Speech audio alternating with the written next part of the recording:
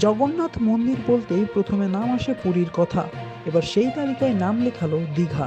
সম্প্রতি পুরীর জগন্নাথ মন্দিরের অনুকূলে দীঘাতেও তৈরি করা হয়েছে একটি জগন্নাথ মন্দির।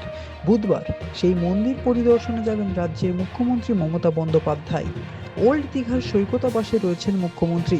বুধবার থেকে 3 দিনের সফরে এসেছেন তিনি। সেজন্য সমস্ত দীঘা 3,000-এরও বেশি সুরক্ষা সেনাবাহিনীর দ্বারা ঘিরে ফেলা হয়েছে। এমনকি জগন্নাথ মন্দিরের সামনেও রয়েছে বিশাল পুলিশ বাহিনী। এইবার মুখ্যমন্ত্রীর দীঘা পরিদর্শনের মূল উদ্দেশ্য হলো জগন্নাথ মন্দির পরিদর্শন। মুখ্যমন্ত্রী যে জায়গায় অবস্থান করছেন সেই জায়গা বাদ দিয়ে সমুদ্র সৈকতের বাকি জায়গায় পর্যটকদের ঘোরাফেরায় বিধিনিষেধ নেই।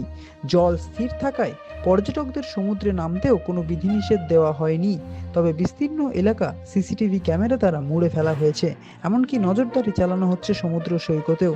তার জন্য সমুদ্রে নামানো হয়েছে স্পিড বোট। সেই সব জলযান চালাতে নুলিয়াতে প্রশিক্ষণ দিয়েছে দীঘা শঙ্করপুর উন্নয়ন পর্ষদ।